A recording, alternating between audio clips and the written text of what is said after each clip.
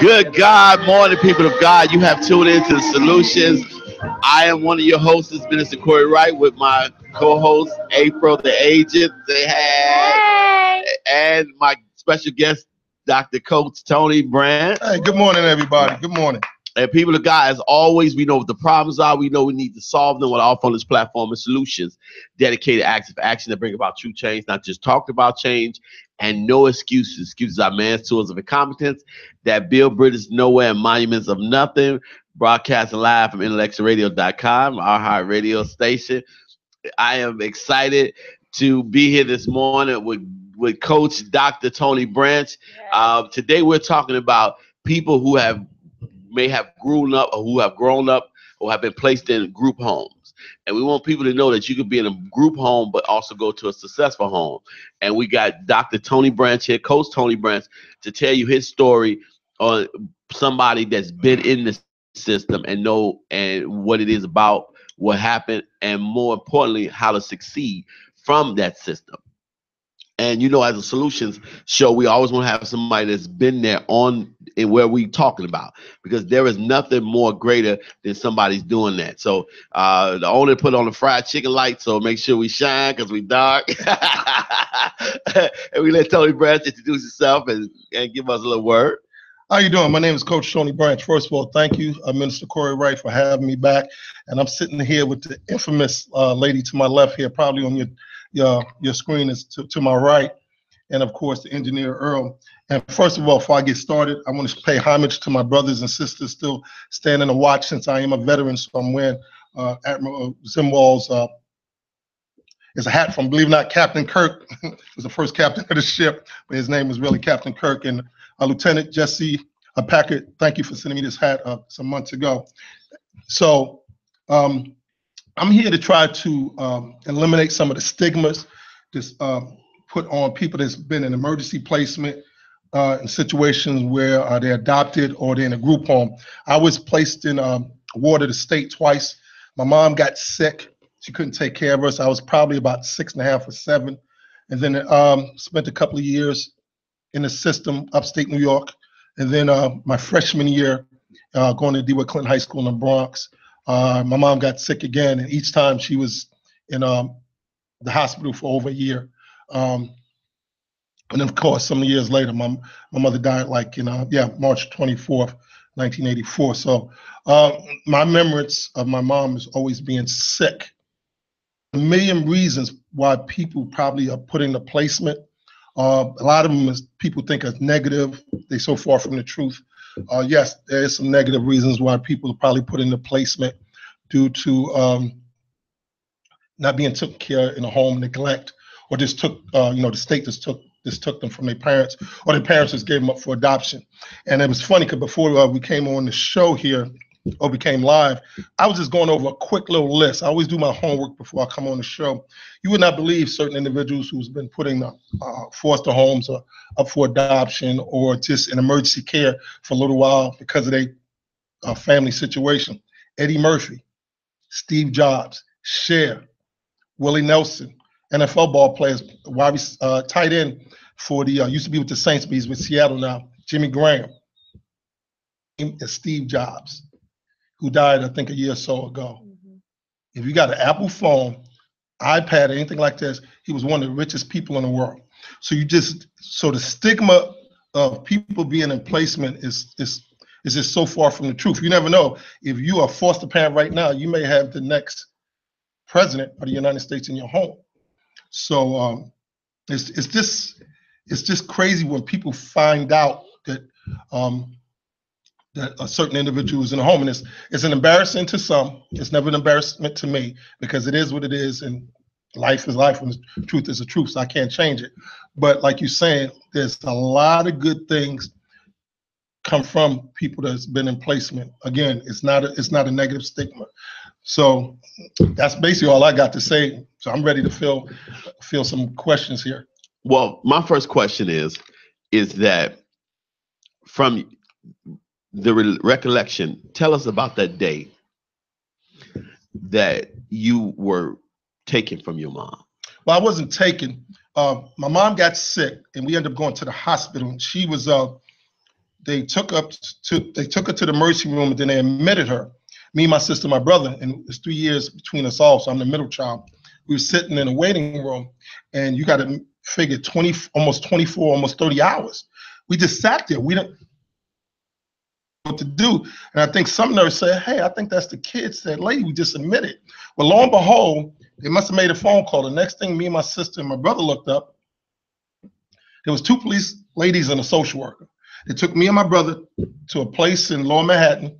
I would call it a New York City version of Boys Town or whatever, to induct us to the system. And they took my sister somewhere else. I didn't see my sister for a couple of months later until we ended up getting shipped all upstate New York, about 4.5, 5 hours away from New York, from the Bronx. So the only thing that was dark up there was us inner city kids. Imagine being shipped into an all-white community and going to a Catholic school. The only thing was black was the bottom of my sneakers on my shoes and me. So you should imagine the looks we got.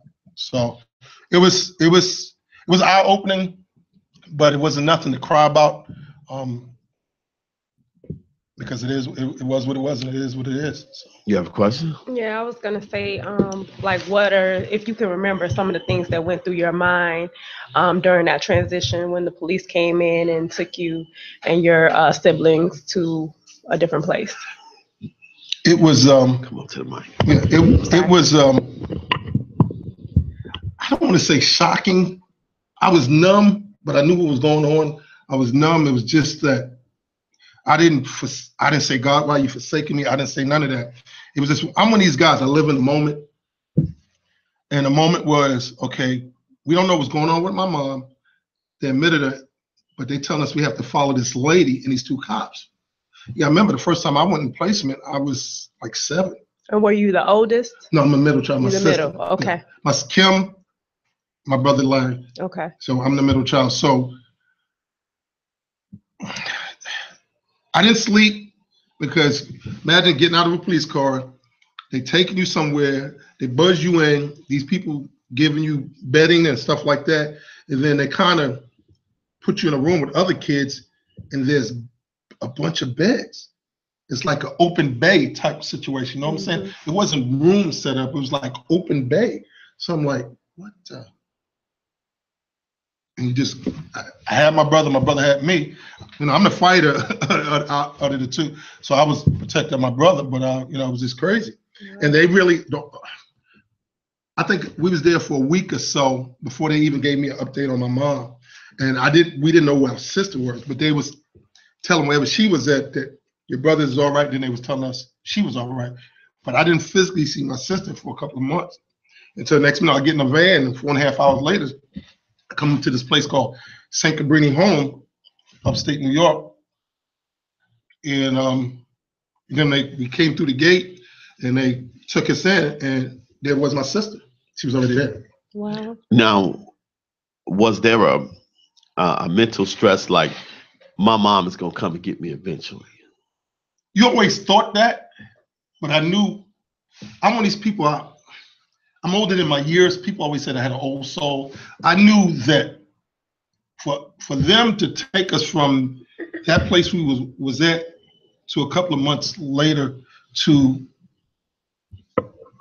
upstate New York, I knew it had to be crucial. So yeah, every day, okay, when you see a visitor vehicle come in, you kind of hope it's your mom, but it wasn't. So, that pipe dream wasn't there for me. Like I'm one of these people, like I said, I live in the moment. Maybe my brother, but my brother was so young, because you can figure out if I was 7, going on 8, my brother was only 5 going on 6. So now you went in there twice, so eventually she did come and get you. Okay, eventually she got well enough. Well, like we was talking before when I was here, and you got my book, my Aunt Margie didn't know what was going on. For some odd reason, I think she tried to call, and because we were so young, we didn't know where she lived at. So as far as the New York City was concerned, before we became wards of the state, our family was in the South. You can understand, what 7-year-old know where their aunt lived downtown, or how do you get to your family in Powhatan, Virginia? So when she finally found out, she spent the next 9 months to a year tracking us down. She found us, and she would come up there every weekend and try to get us. But because she they wouldn't release us to her.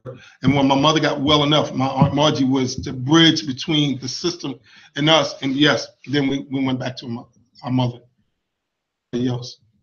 And then my mom got sick again my freshman year in high school, and I stayed with my Uncle Richard, but they removed me from him because he was 70-something years old, 80, and he had health problems, and it broke his heart. And I said, you know what, Uncle Richard is okay, I'll go into the system. At that time, I was 14 years old, so I kind of knew a little bit better. And I was playing high school football, I was just, getting into, like most boys, 14, 15, 16 years old, you start smelling yourself. So I said, I'm old enough now to go into the system. And I never really looked back. I actually graduated in the system. But the only bad thing about the system that a lot of people don't like talking about, you age out. Mm-hmm. Whether you prepared or not, you age out. Thank God I was self-motivated. Even though I kind of goofed off a lot in school, I did whatever I needed to do to keep grades and stay on the Stewart Clinton football team. And I could have done better. And then when I lost the scholarship, because if you didn't watch my show, I was here before, and they told me to call them on Friday before 5 o'clock. I said, I'll call them on Monday. They gave my scholarship away. And I always tell all the kids to play for me that I'm affiliated with. When an adult tells you to call them back, call them back. Because I didn't realize it was me and another guy for that scholarship. They wanted to give it to me, but stupid me, I can only blame me, didn't call them back. I said, I called them back, I think 10 o'clock Monday, I think I told you. He said, I thought you accepted another scholarship. So here I was going to go to school in Kansas. Now I had to go to get a job and work a year out of high school before I joined the military. Me joining the military was just a way to get out of the city for a little bit. Never planned on making it a career. 3 years turned into 6, 6 turned into 10, 10 turned into 12, 12 turned into 15. I was going to leave. Once I saw what they was going to give me, I said, you know what, I can do these last 5 standing on my head. So I've got 20 years and 10 days in the military. And I've been getting a check from Uncle Sam ever since I was 39 years old. And I'll be 57 in a couple of weeks. So hopefully I live a long, prosperous life. Absolutely. Once the checks keep coming. Yes. Now, let me ask you a question. Was there abuse in these group homes? Yes and no. I've been fortunate enough in the first place I went to bring home, it was all Catholic. I can't really say if I saw any. Now, when I was 14 years old, as a freshman in high school, I was in a group home in Lower Manhattan. At that time, I wouldn't say it was any abuse per se, but did they do everything the right way? No, they did not. No, they did not. And you just had to stay above it. Just like I always tell people, and I tell you, and even in my book, even though I could be in a bad situation, you must always think that you're going to be better than that situation. That's what hurts a lot of us in a city, African American. Folks get into this mindset of, well, I ain't going to do no better, and then they don't. I always knew I was going to do better. I knew I was not going to be a welfare kid forever. I knew I was going to do something in this world and make a difference. Now, I didn't know it was going to be all this, and I didn't know I was going to be on a hit TV show. I didn't know I was going to be hanging out with people like Stem and Michael Jordan and people going to Billboard. That's just the byproduct of what I was already doing. God blessed me with the material things and to be around these people. But I just knew that I was going to make a difference. I didn't know how. But remember, everything that's ever done started out as a dream or wish. Now I just got to get in there and grind a little bit. And with God willing, things happen for me. Mm-hmm. I'm sorry, I thought that was going to work. It's okay. Now, was there any adult in either one of these group homes that said something to you that made a difference in your life? Yes. It was a young father there, and actually he's the one that had me. I actually was a Baptist, and I converted to Catholic. Got baptized. My baptized name is William, and he told me some things, and he was a real nice guy. He wasn't that old, obviously. He was in his 20s, and he always took interest in me and a couple of other kids, especially the inner city kids, because I'm pretty sure even though we was there for a couple of months, we still had that shock of, what am I doing up here? There's nobody up here to look like me. And I didn't go to school on campus. They called the home on campus. I chose to go to school out in the community. And so I went to a Catholic school, and the nun wanted to spank my hand with a ruler. I'm not used to that, so I'm like, oh no, I can't go to, inner city kids, you don't put your hands on us. Right. I said, so no, I can't do this. So I ended up finishing up going to school on campus. I tried going to outside school, Catholic school. Imagine riding the bus, and when you're driving in these communities, getting off the bus, everybody's looking at you like a monkey in a cage. I can put that out of my mind, but I can still visualize that here. It's kind of like, why is everybody looking at us? We just trying to get an education. Nobody, when we first got there, nobody wanted to play dodgeball with us and nothing like that. So it was just one of them things you just had to get used to. But I had my sister and had my brother, and they had me. So no matter what my day was like, at the end of the day, we was our own little family. Even though my mother was in Manhattan, still in the hospital, we had each other. And then when Aunt Margie found us, we knew she would come up every other weekend. What did that pastor say to you? He told me I could be anything I want to be. He said, and he always, he would pray over me, kind of like you do. He would pray for me. So it was just one of the things. Now, being in this situation, you, your brother, and your sister, did you feel like this system or this place with all these Caucasian people around you, and you guys the only black people there, that this was the projection of the world that you're gonna have to face when you get older? Or did you believe that this was just a situation opposed to this is how the world is? No, I knew it was situational. It was situational because you remember I came from a neighborhood that was had black and Hispanics, and there was very few white people. Now, when I went to D1 Clinton High School, there was black Hispanics and stuff like that, so it was a good mixture, but I knew it was situational. But it's one thing to see it on TV, it's another thing to live it. Because, not to be funny, they don't cook like we do. They say we use a lot of seasoning, they use no seasoning. So it was a culture shock to me. We used to being in church and doing this, to going to a Catholic church, you can't say nothing. You can't say nothing. And, you go up and go get the wafer and stuff like that. So it was just a culture shock. But after a while, just like in basketball, you practice enough, it becomes routine. You adjust. Then you just adjust. People of God, again, we're here with Dr. Tony Branch. If you guys want to call and ask him a question, or if you yourself grew up or been placed in a group home, we would love to talk to you. Number is 708-223-8953, 708-223-8953. If you have a question. I'm just like. She just smiles. She'll ask. When I came to the show today, I came to listen. I came to learn, because I know that this is a talk show, but I'm always open to growth and developing. So that's what I came to do, because I know this man is awesome. So I wanted to hear what he had to say. I was very interested in his story, and when he touched on the unity that he had with his brothers and sisters, that really resonated with me, because I'm an only child, but I have 4 children. So when I see my children getting into it with each other, having that sibling rivalry, it really pains me. It bothers me a lot. Like, I get on them a lot about that. And they always say that I don't understand because I am an only child. They like, we fight, but we still love each other, Mom. I'm like, you have the world to fight. You don't need to be fighting each other.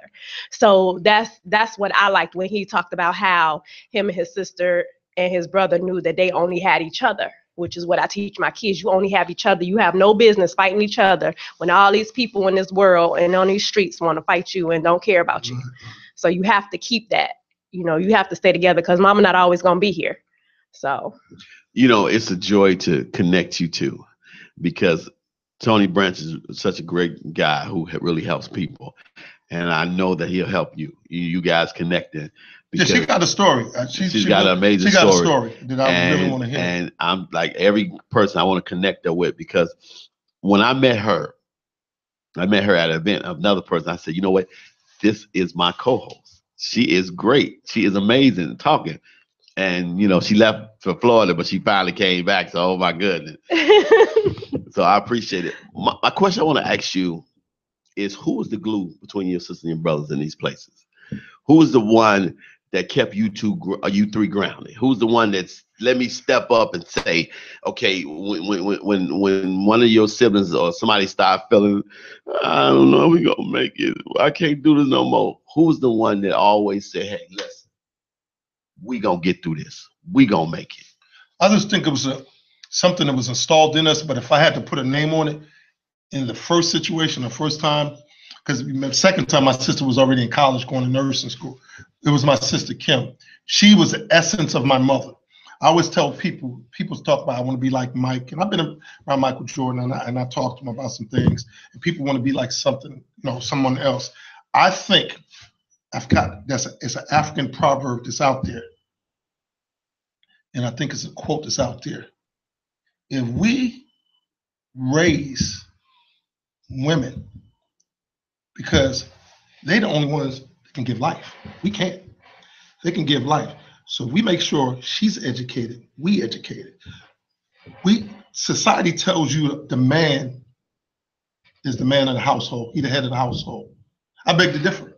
I don't believe in that. It's a great saying. It's a great clip. I don't believe in it.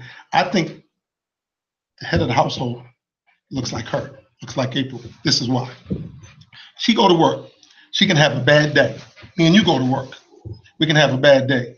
Kids come back from school, could have had a bad day. She's fixing our food.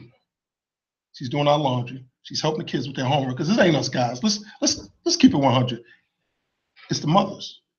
I think anybody who don't respect their mother and don't respect people that look like her, may they be our color or Caucasian, it's a fool. It's a fool. Because her day could have been just as bad as ours. But look who she's catering to.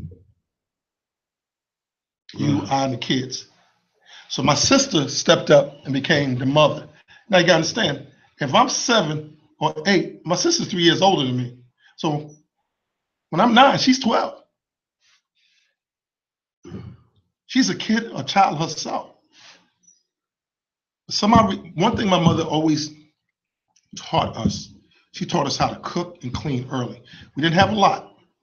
I remember we never lived in the projects. We lived in these tenements. I remember we got a cat because the tenement had mice. Okay, we're not pet people, so there was a meaning for us to get that cat. We didn't have a lot, but it was clean. And my mother came from the South, so she knew how to cook. My mother could take $6, literally feed a family of 4. I didn't know a lot of times when my mom didn't eat. Mothers would sacrifice for their kids and their family. You ever tried messing with a cub of any animal or any species, and the mother's lurking around? Mother will fight you to the death to take care of her cubs and her family. So, in my opinion, I don't care what nobody else has said. I live in America. This is my right to have my opinion and voice my opinion. The Constitution of the United States, you hear it here first. The head of the household looks more like her than us. The protectors, providers, yes, we are. But watch this. Do that make her paycheck any less than mine? And I'm going to say it here first. Corporate America, we need to pay these ladies what they're worth. If me and her doing the same job, she needs to get the same paycheck I get. Like D.O. Hughley say, you just heard that from the GED section. Yeah. April, you Beautiful. Beautiful. I'm glad that you said that, because I'm just like, I'm looking for the kings, I'm looking for the God man. Like, where are they? What is going on in this society, in this world? It's like men are afraid of a woman being a woman. They're afraid of a woman being strong. They're afraid of a woman having power, like it's gonna make them less of a man. It doesn't make you less of a man. If you really think about it, it makes you more of a man. You're going to be edified by this woman who loves you, and I think that a lot of guys don't get that. And they're taught that negative stereotype by their dads and their uncles, and they taught to treat women and look at women a certain way. That's negative, which in turn has caused women to push men away and not want to deal with them. When God put us here to be together and to be a unit, and to edify each other and to love each other and create that unit and that community. But we can't do that because we're too busy being in competition with our mate. Like, how are you in competition with your mate? You're supposed to be a unit, you're supposed to be together and as one, but it's so difficult to do that. Go ahead. Now, can I answer? I get y'all to answer. Let me answer that. The Bible says that man is in place of God in his household. Okay. and that he is supposed to treat his wife as the church, and that wife is supposed to cling to her husband, and the husband is supposed to cling to the wife. Here's the problem. What people don't talk about is the underlying problem. And until we understand that what we don't let go and the pain that we don't get past is what we are attracting. The hardest reality when it comes to relationship is we're attracting to us exactly what we are inside, but we don't see it. See, before I had my surgery, and I lost 180 pounds, and I was a big guy living in a dark place. And so I was running to people who treat me as worse as I'm treating myself. Mm-hmm. See, being a big guy, and I treat myself and I take care of myself, living in a dark world, I kept meeting people that was mean to me, negative to me. And I was drawn to see if I'm bleeding, I jump into a shark or infested waters. They're coming for my blood because they smell the blood. Problem is we're jumping in shark infested water and we still bleeding instead of healing. Mm-hmm. So we're attracting what we get. When God lifted the weight off my body, lifted the weight off my mind and my spirit and my heart. So then I was able to attract the woman I'm with now and appreciate her not because she was different, but because I was different. Mm-hmm. Because what good is it to ask God for a pitcher blessing if you only got a cup? That means you're going to pour out that blessing, that water all over everywhere and lose it, and it's going to be wasted. Mm-hmm. Therefore, we have to change the capacity of who we are to receive that. So many people, we look at why things don't work, why we get divorced, why they think, but we never look at the reason or our part in it. We never say, well, we're this kind of person. Because see, I ask the person all the time, would you date you? Mm-hmm. Mm-hmm. Would you date you? Have you ever interviewed you? Mm-hmm.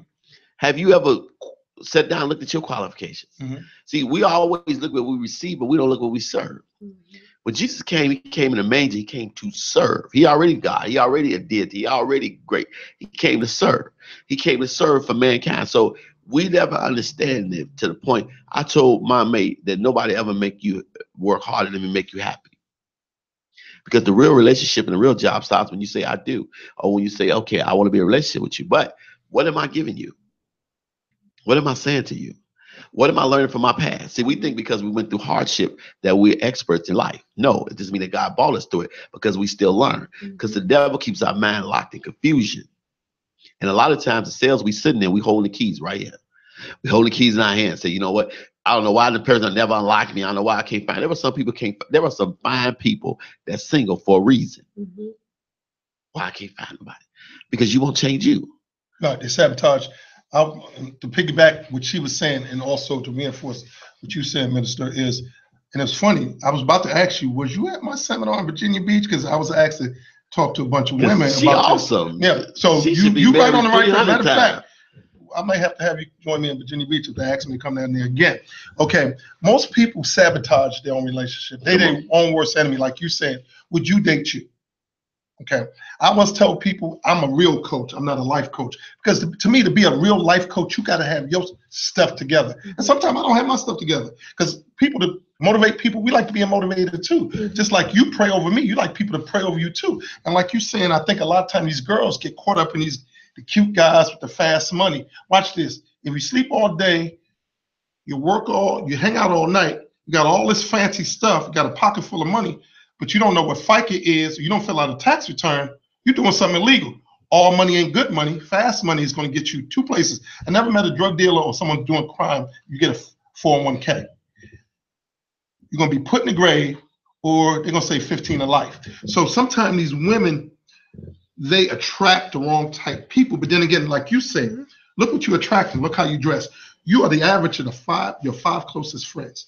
If you hang around educated people, and you want to continue to hang around them, you're going to get educated. And not only that, they're going to bring you up. Right. If you're around people who ain't about nothing, guess what you're going to be? Because remember, you're going to be the average of your five closest friends or people you hang around. So I always tell people, 90% of these children or young people, 10% is just flat out bad. I'm a numbers guy. Numbers don't lie. But 90% of the people, these young people, they're a product of their environment. So they have to change their environment.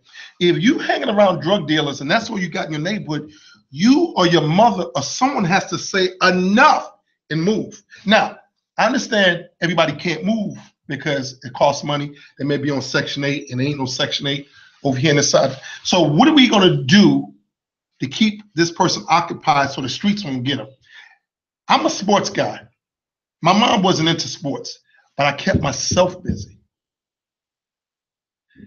I'm my biggest cheerleader. Whether you cheer for me, that's right, or April cheer for me, I love God, and God loves me. You know who I love as much as God? Me. Because I can only go as far as, for one, he let me go. Come on, come on. And two, I love it. I allow myself to go. So, watch this. I can't shake your hand with a ball fist, so I can't be mad at you. Look what see what I'm saying? Yeah. So I got to love me first. How can I say I love April if I don't love me first? Come on. Because if I don't love myself, Come I'm on. gonna mistreat her. Come on, come on. that's right. Come on, talk about So a lot of these guys are learning I want to say their man skills or how to date a woman. Chivalry is not dead. They just don't have nobody to teach them. Think about it. Let's talk about what we know, being Black Americans. Like I said, I can talk about anything, but I can't talk about being a white man or Jewish man in America, but I can talk about being a Black man in America. I'm a Black man. So my thing is, especially in the urban cities, 65 to 75% of the men are locked up or been locked up or ex-cons or running from the law or whatever scenario you want to put them in. So there's no male in the home.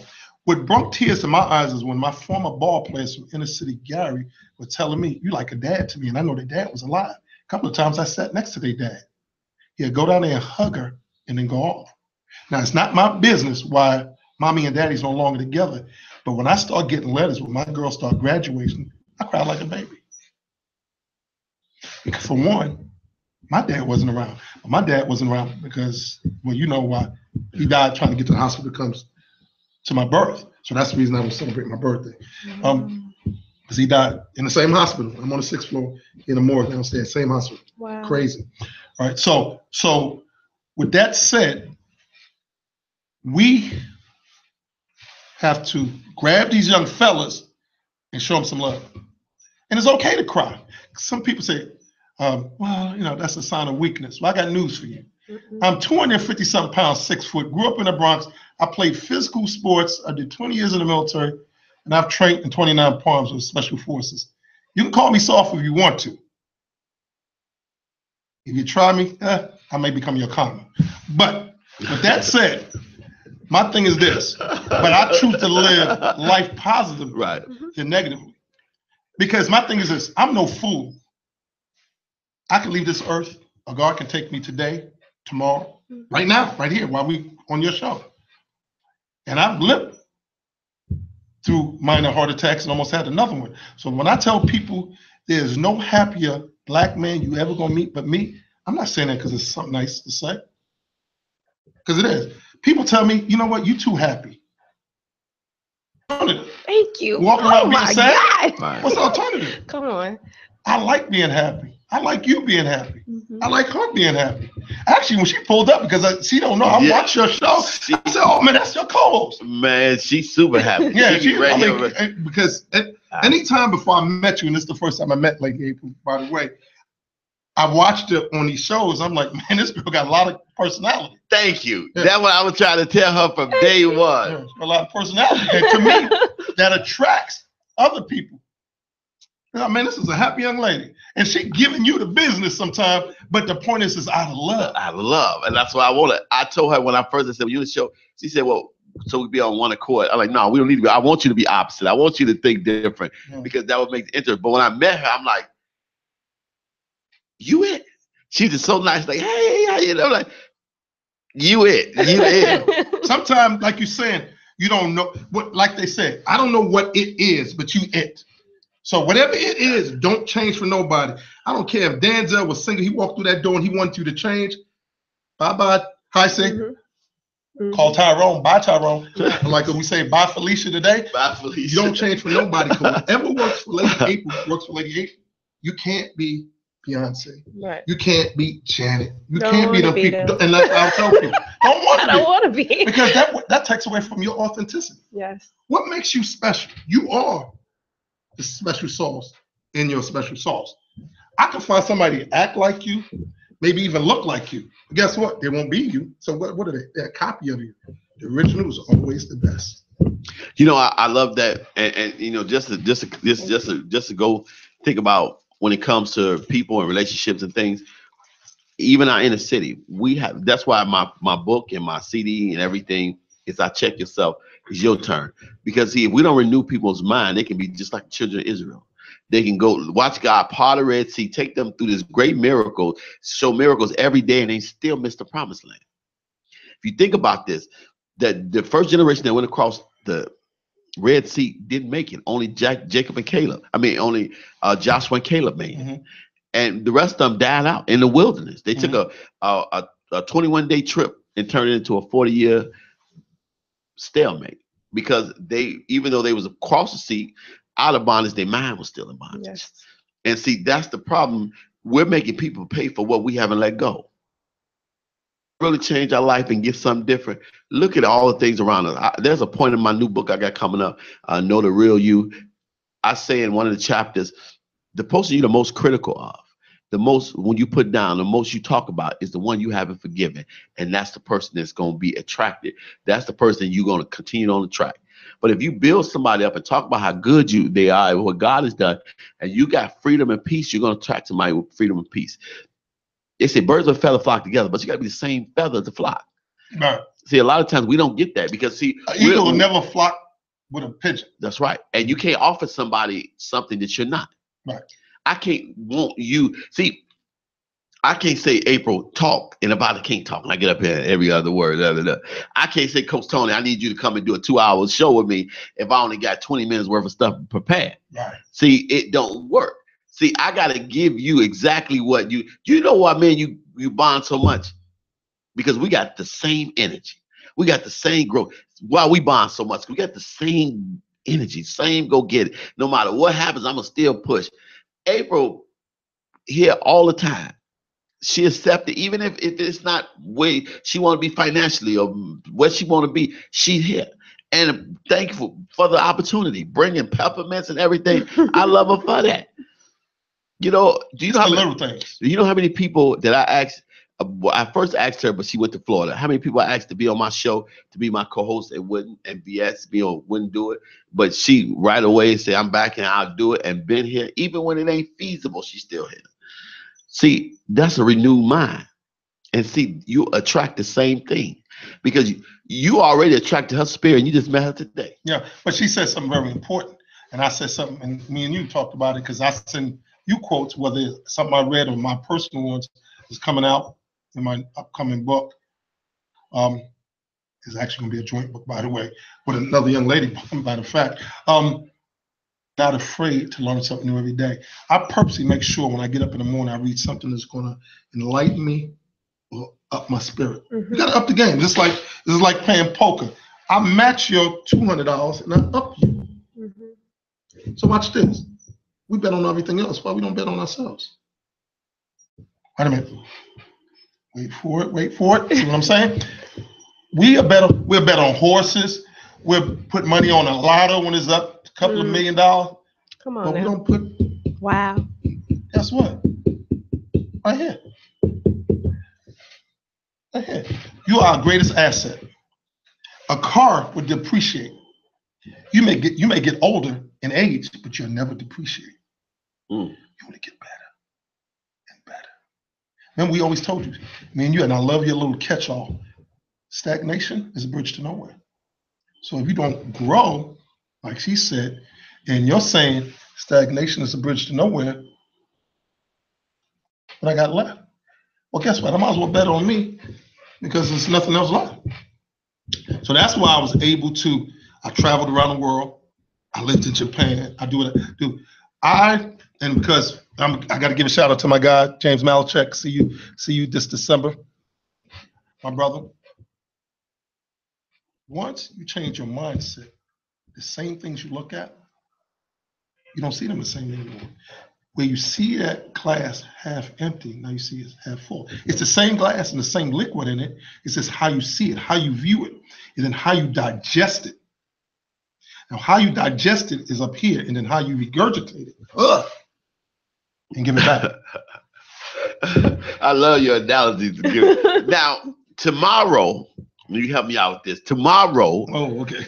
I will be in Michigan City. No, Grand Rapids, Michigan. Grand Rapids, Michigan. Come on now, get it right, son.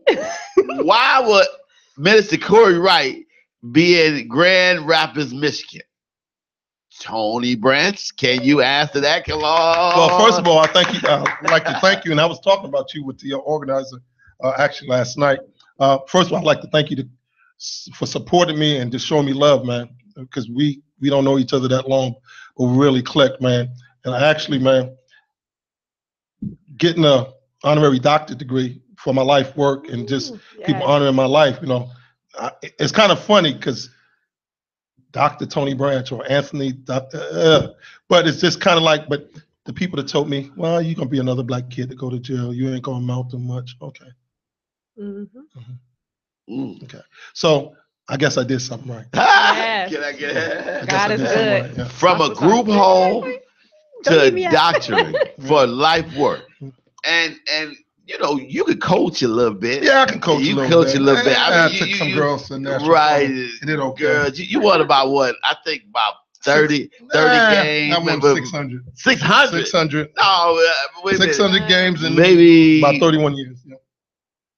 300 games? No. Don't cheat me. Don't cheat. I've been blessed, man. I've been blessed. And I love the parents. A lot of them are single parents, mothers. They believed in me and they believed in what I can install in their kids. And I'm not Coach Tony without the family believing me, believe that I can turn their kids around. And every time I hear one of my kids graduating or getting another scholarship, hey, 3 of them are now coaches like me. So now I'm calling someone who used to be in 7th grade and I'm calling her, hey, Coach Brittany, hey, and where before they used to Coach Tony. So now they're my equal. So and they're only 20-something years old and they're all doing well. So it's not a pat on the back, but it is a pat on the back because I put into them what certain individuals in my life put into me. So like I said, I was paying it forward before paying it forward was cool and catchy and trendy. So again. Okay. Now, have you had a student come up to a student or one of somebody you were coaching say, you know what, Tony, Coach Tony, you don't know what it is to live tough when you're growing up. Yeah. I done been through all this, and you gonna try to school me and tell me about life. Yeah. What you know about it? What did you say? I basically break it down from being tough is you living in a $200,000 home in Maryville, Indiana. Being tough is their version of tough. Or your mother won't let you play with your $600 Xbox game. Being tough with, I think when I went in your room, you had 8 pairs of Jordan on the wall. Being tough is being almost homeless, not eating in 30 hours, being a child of poverty, not just for a couple of years, my whole life, until I was able to graduate high school and start making some changes for myself. Traveled the world, met presidents, met athletes, was blessed with ABC, been on sets of Grey Anatomy, General Hospital. Still friends with folks today. People believe in me. I got, not to brag or boast, but it is what it is. I got some business people, some millionaires that follow me on Facebook and encourage me every day. James Malchek, he's my number one, besides myself, but he really changed my mindset and made me see the world as a business. Because everything's negotiable, and I do mean everything. Have you ever went back to any of those group homes and spoke? No. Had no, and it's funny, and I don't say this in a mean way, I just had no desire to. I just remember when they told me I was going to amount to much, and that's in my book. That, believe it or not, even though that was probably, and it's funny, and I told people, you got to remember, I'm 4 years older than the Civil Rights Amendment to the Constitution of the United States. That was in 1964. I was born in 60. So we as a people, we have not overcome yet. We got some strides we need to do, and I'm not pointing no fingers. We got to, like Michael said, that man in the mirror. We got to look at that man in the mirror and start making some changes. But no, I just never had no desire to. Why not go back and talk to the future Tony Branch? Because, see, I want you to share a story that Steve Harvey shared with me. Well, not with me, but he shared that blew me away. Put it on my Facebook page. Mom said to him, thought he was being smart in school because he told the teacher that I want to be on TV. Teacher said, you can't be on TV. You're not, how you think you'll be on TV? That's not possible. Steve Harvey said he went home. He said that's what he put that because he asked him what he wanted to be. So his mom thought he was trying to be funny and uppity, So when the dad got home and said, you tear him up, he said, well, I'm gonna get a whooping. I thought, because I don't know what I did, but my dad gonna give me a whooping. He said, well, what did the boy do? He said to the teacher when they asked him what he wanted to do in life, he wanted to be on TV. And the dad said, well, what's wrong with that? Well, he can't be on TV. Go and talk to him. So Steve Harvey said, well, I thought I was gonna get a whooping, but my dad didn't. My dad said, listen, you can be anything you want to be, and look at it every single day. Steve Harvey, when he got on TV, until that teacher passed, he sent her a brand new big screen TV every year so that she could see him on TV every year. Love it. And made sure that she do, and so many TVs he sent her a year that she had to give away. I think she gave away maybe 15 brand new TVs to people because she knew that Steve Harvey was going to send her a brand new, not big inch, 60-inch TV every year so you can see him on TV just like he said he was going to be. And my thing to you is that there might be a young man or a young woman that might have gone through what you did. And I feel they would give you closure if you would speak where you started, because see, you're in the same place that somebody said you can't make it, made it, speaking. But I'm gonna tell you why. First of all, one of the places, St. Cabrini Home is still upstate New York. I just don't know where it's at. I mean, I can find it if I really, in the group home that I was in, I think they moved or they went under another name. So I don't even know what name they're under. I do inspire people, but you gotta understand, and I'm gonna say this and it's gonna come out bad, but there's no other way to say it. We African Americans don't believe in, I don't want to say people like me, they think someone who comes in there, E.T. and people like that go to Michigan State and came from nothing, he came from the streets. It took him, I think, 17 years to get his doctorate degree, going to school on and off. White America see the value of people do what I do. They do it on a whole different level, okay? And they get paid good money for doing it, and rightfully so. Because they're very good at what they do. We just don't see it. Most of the time, I do volunteer my time, and most of the people, when I do, and I set my prices so low, so there's no reason for it. And to the point, most of the time when I go there, after giving back some stuff and dropping off some socks and sneakers to the kid, I basically did it for free because it's just no nice way to say this. They just don't. We don't have hope for our children. I always tell kids when I leave them, dream. Don't never be afraid to dream. Chase your dreams. Even certain dreams ain't made to be caught, but you chase them anyway because it gives you something to shoot at. Because if you don't have nothing to shoot at, then you aim for nothing, you get nothing. Mm-hmm. Watch this. If I shoot for the moon and I fall short of my goals, I'm still among the stars, right? Mm-hmm. Stars? I'm a star. You're a star. He's a star. Like Oprah says, you get a star, but you got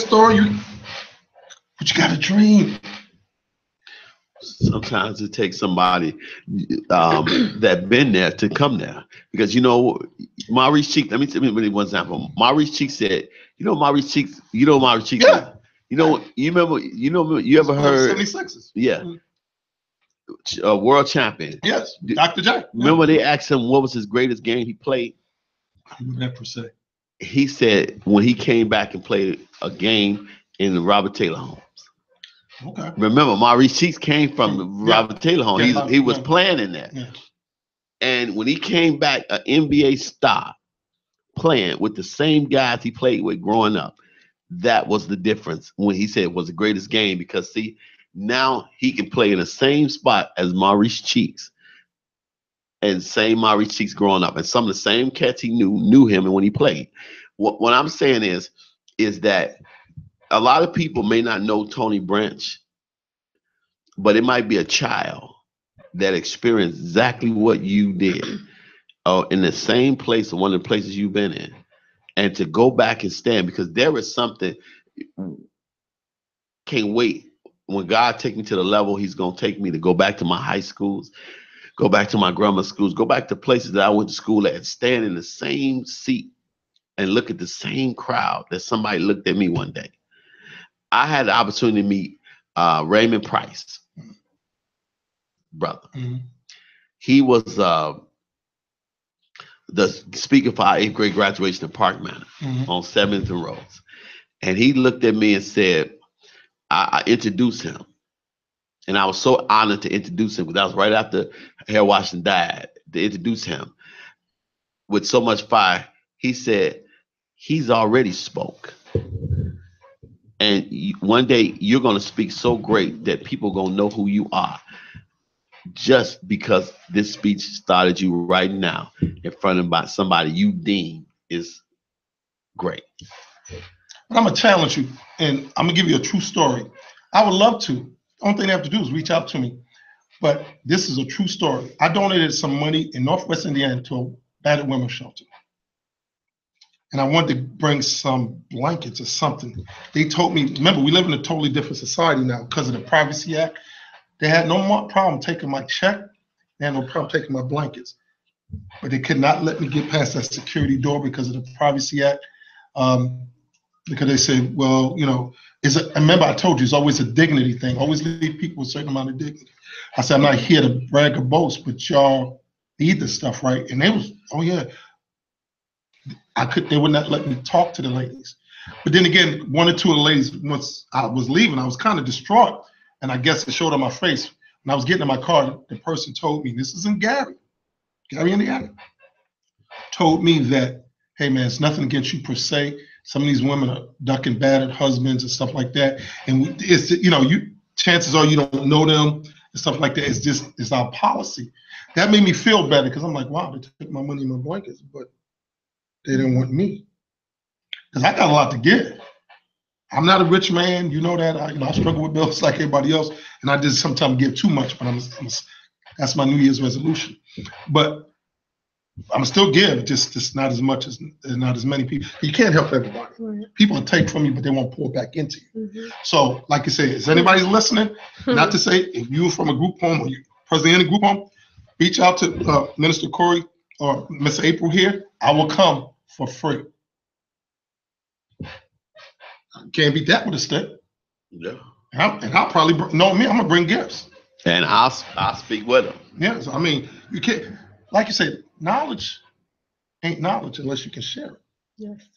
But we got to look at why we do things. We always do things for the benefit of, the Bible said, Christ said, what you're doing to the least of us, you also do unto me. Mm-hmm. See, we never want to do things for people for recognition. That's why God said that what you do in privately, He'll bless you openly. Mm-hmm. See, so don't worry about you can't see. Worry about the lives you transform. Yeah, but I think at the time, once I don't know how I end up just coming to my front door, and I said, you know what?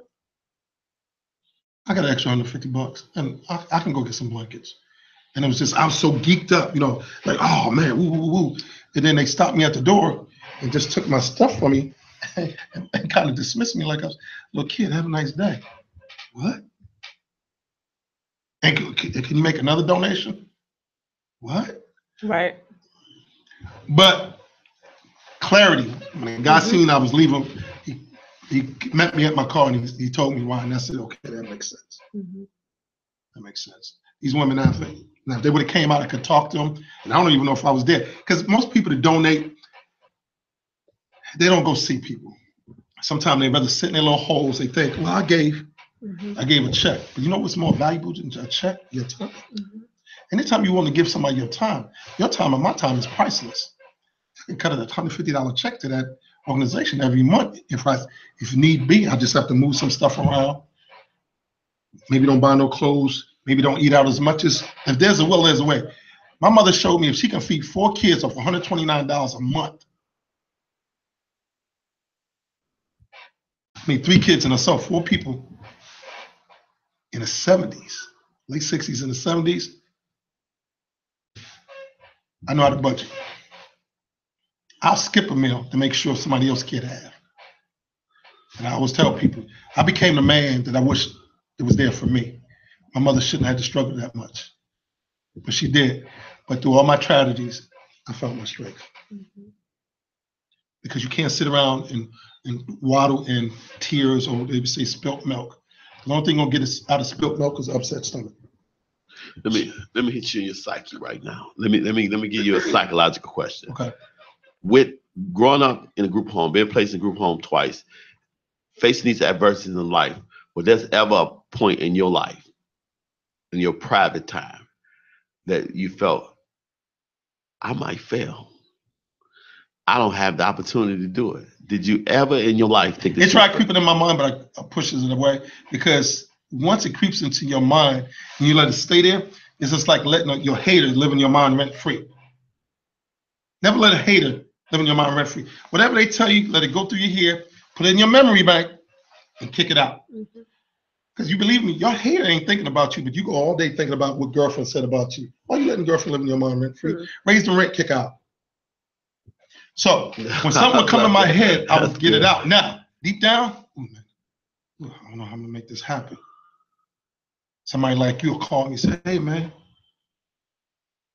I said, man, how did he know I needed what he was willing to offer me? But God. One time, I told this kid, I know you ain't getting a full scholarship. I'll help you with your meal plan. Now, my intentions was well. The first couple of checks was fine. And I got in the bind. I'm like, ooh, I'm used to sending this kid $100 toward our food. I talked this kid into going to college. And I told her I was going to be there for it. Now I had to look like the biggest liar. So what I did, I gave up my food money. True story. Last 2 or 3 days of a month, I really had very little to eat. But because I had survival training, crackers, 7-Up, bloat, fill my stomach, I'm good. True story.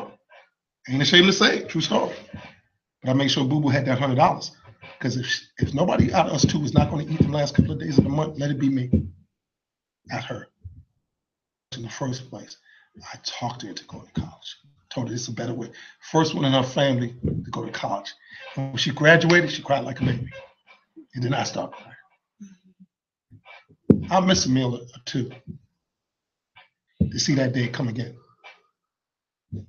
What is $100? $100 ain't even worth $100. What's $100 today? $75? $100 worth $75 really? Girl graduated college. Now she's a teacher. She's a teacher. Wow. I gladly give up $100 every month. See, she made it. She made it. She made it. Was in a situation like me, not the group home, single mom, living in Gary, Indiana. Now, all the lives you touch as being a coach and people, when they want to come to you with gifts and accolades and I shy away. How do you deal with that? I shy away. One time I was told, why don't you shut up and let us give you this award? They gave me this big crystal award when I actually retired.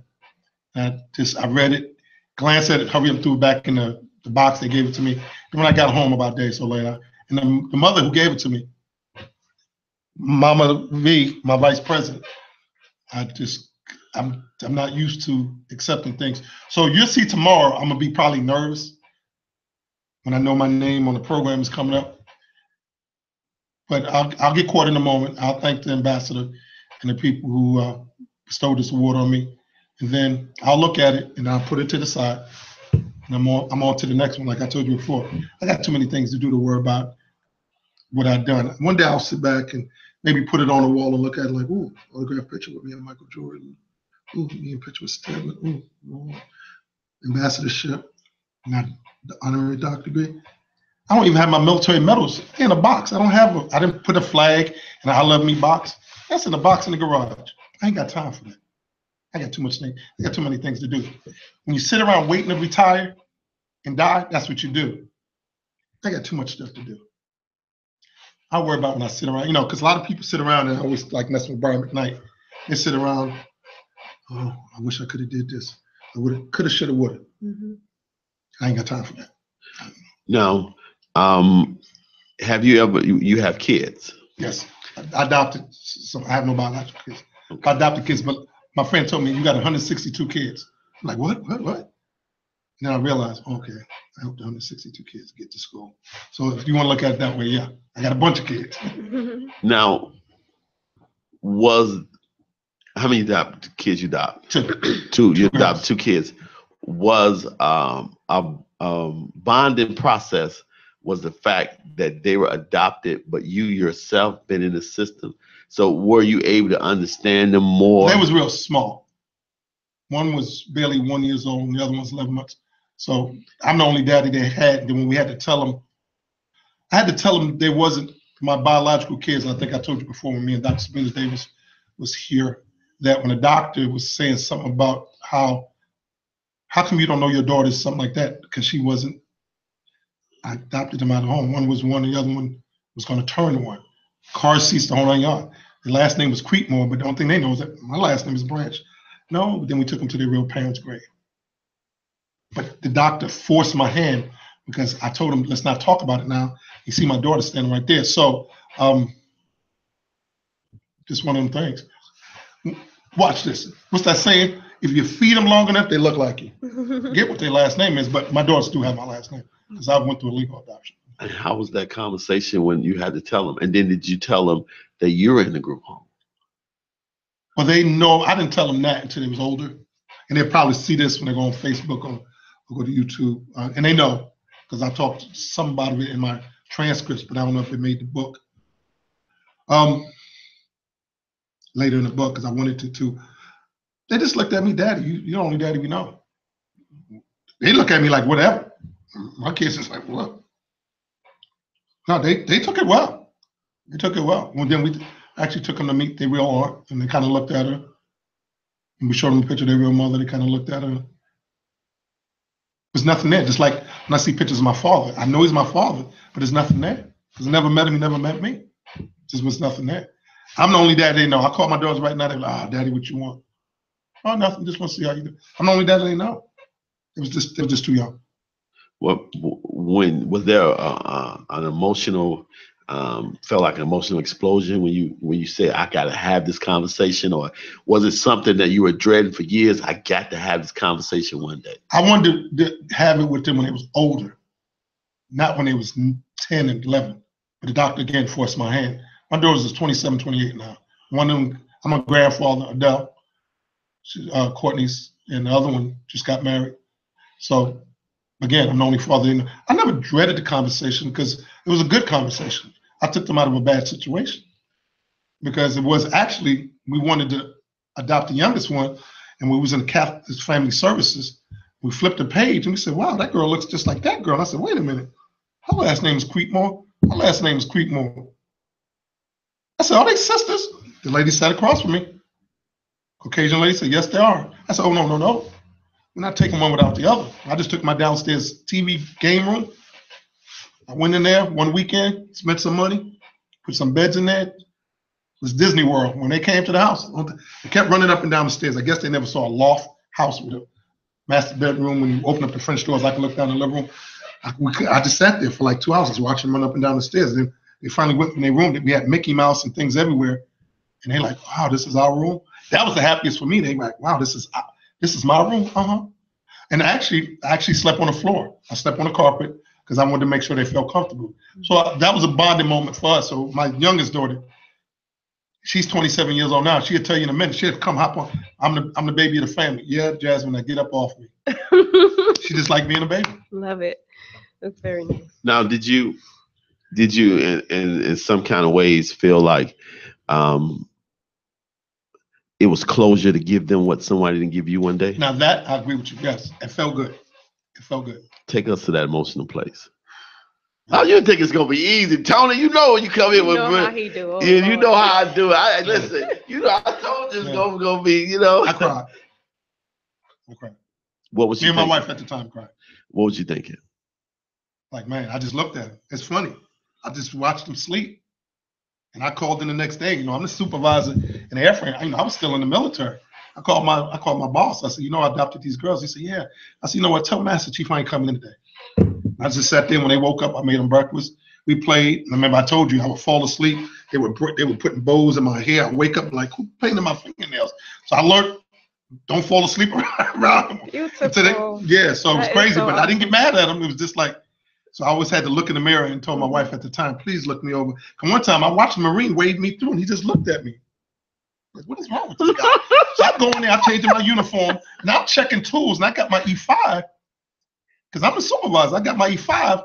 I said, okay, how many F-14s is on the next schedule? So I noticed everybody looking at me. So I happened to do this and there was a pink bow in the back of my head. I called my wife like, tell Jasmine and them to leave me alone when I'm sleeping. So what I had to do was I had to go buy a bunch of Barbie dolls with long hair. They like braiding hair and doing stuff. So basically, I would put them dolls in front of them and put in the Lion King when they were small, leave them there for a couple of hours. And I'd just peek in there when they come out, and then I would just take them out. But if I fall asleep on the couch watching them, I became their biggest toy. And if I didn't check myself before I go to work, I got embarrassed twice. But I wasn't embarrassed. I didn't know. And then I'm looking at my hand. I'm like, oh, my God, I got pink fingernail. So I'm going in there getting turpentine out of the paint locker and stuff like that. We laugh about it now. But I told my daughters, I said, you know what? Daddy should have spanked you. Because I was their toy. But I was glad to be their toy. You shouldn't have spanked them. You did exactly the right thing. No, I didn't. It was just that. I was like, I literally had to, like, you pop up, throw some water on your face, grab your little lunch, jump in your car, and I'm driving. I live like 8 to 10 miles from the base in Virginia Beach, Virginia, and I got Oceana. But I said, you know what? But we had dolls everywhere, and I was like, okay, we gotta control the dolls. And then I got them a life-size doll. Doll was bigger than they were. And they would carry them things everywhere. I literally had to get a car seat for the dog because the youngest one said, if I got to sit in the car seat, how come she can't sit in the car seat? I say, now this, so I'm saying, oh my God, maybe I should only adopt one. But I say that just as a joke. Greatest thing I've ever done. I can see it gets you emotional. Oh yeah. Did you now I got my Oprah moment now. Oprah, when you were watching them sleeping that first night, did you have a secret conversation with your mom? Did you say, Mom, I'm going to do what you probably wanted to do, and I'm going to give them what I didn't have? Or did you feel like, did you make a silent promise to them in your heart and your spirit while they slept? I said I was going to give them everything I got. I don't know if I said anything to my mom, but I always talk to my mom. People might think that's crazy. Nope. And even you said when I was here the last time, when I said, yeah, man, you got that ticket. And you said, man, your mother Maddie would probably be proud. Yeah, so yeah, I'm hoping you're proud of me. Because I know it had to take you to see them run and have fun. And when I got them their little tricycle with the little things, the little streamers on it, and stuff like that, their little pink bikes, you're riding around. Because we was in the cul-de-sac, so I could just sit out there in my yard and just watch them ride around and get them chalk. They write their names and stuff like that. I remember back in the day, you get spanked for messing up the side of the street. I said, no, that's Daddy's driveway. Do what you want in it. Watch this. Go get the hose and hit it with some water and wash it away. It's just chalk. So yeah, I'm seriously. Greatest, somebody could tell me I'm a lottery winner today. That's God. But the greatest thing I actually did was adopting 2 girls because they brought the humanity or the human side out of me. Because nothing will break down a man than looking at his daughter. Did they heal you from your group home experience? I don't. See, I'm actually. I can't even answer that, man. That's a good one. I told you, I got my Oprah thing. I don't know if it's a healing thing because, like I said, when I wrote my last book, it took me almost 2 years because I would always find myself crying. But I had to ask Miss Carol, let me dictate it to you because I thought about how my mother lived. You understand? I spend more money eating on sneakers a year than my mother made a year. How's that possible? How did my mother take care of us off less than $12,000 a year in the 70s? But things was a little bit cheaper, but still, 4 people, 3 kids and herself. So when we was old enough, I got working papers as a freshman. I worked in the gym. I'm a gym rat. So you getting emotional. Yeah, that was a tear. I'm like, wow. That's I hate okay. to see. I think I struggle. I'm good. Girl, I got some dust in my eye. Why you Right. April's a comedian. This is what I do, y'all. Y'all see the skills. Yeah. But I'll tell you all the time. I give you that questions that the Holy Spirit give me the answer. Yeah. Absolutely. But I'm great. I'm fine. You know what? All my struggles, trials, and tribulations, I wouldn't trade them. Because like I was just saying before to her, Miss April here, it taught me something about myself. It showed me strengths I didn't know I had. You don't know what you can do until you are tested. And if you never test it, you never know your strength. Come on. You got to be tested. Come on. Struggle brings out, adversity brings out, watch this, you're a lion or you're a lamb. Which one are you? You're going to lead or you're going to follow? I've been blessed. Let me ask you a question. When I met my fiance, she showed me what I didn't have, but she showed me what I didn't let go. Right. These beautiful young girls show you that, or did they blow up in you, or how to say blow? I don't want to use the term blow up in your face, but make you see that some of that you didn't let go, and that it made you let go because now what you didn't let go in your past made you have to let go to relinquish all that love on them. Well, yeah. Now that you put it that way, yeah. And I was a very protective dad. If I call and my wife couldn't tell me at the time what the girls was doing, somebody would go find out. I would leave my base, drive to my house, and find out what my daughters was doing. Oh, Daddy, we was just next door neighbor. Oh, I don't know the next door neighbor. I was a very protective dad. I still, my daughter called me for something, I'll be ripping her new behind like a drill sergeant. And in the meantime, all right, go to Walmart, I'm gonna wire you the money. They gotta deal with my tongue lashing first because I raised you better than that. But I spoiled my kids. My kids would get jewelry when I was over in Dubai. My daughters had diamond rings, pearls, and 18-karat stuff, ride limos when they was in kindergarten. That's a daycare center. Mm-hmm. My wife was a teacher. I'm in the military, and I had investments. I lived pretty good. Even when I left the military at 39. I remember, I'm getting retirement the first every month. Walk into a job, worked barely 6 months, with no overtime, still made $66,000. Manager right there at US Steel. Because I was a maintenance guy. I used to work on F-14 Tomcats, like I told you before. So they hired me for my maintenance experience and my ability to lead men. Never looked back. Then, low mild heart attack, bad marriage, slowly got out of that. Couldn't fund myself organization no more. I fell under another organization. Next thing you know, they was looking for unsung heroes in America. ABC tagged me, and my life changed. Never looked back. Got hired back, got a $5,000 pay raise. After about a year and a half, I said, you know what, I ain't doing this no more. I said, I'm walking away from this 90,000 plus job. With overtime, 6 figures. It's no longer served me. Don't never let money determine your happiness. Yes. Because at the end of the day, Steve Jobs was in the top, had all the money in the world, had Bill Gates type money.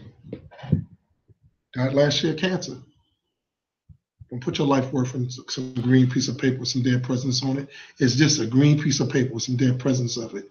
You give it value, but don't never give it value over yourself. They can rob me today for this. I can buy another one. I can buy another one. Only thing I can't replace is time in my life and what I feel right here. Everything else material, I can buy again. Guess what?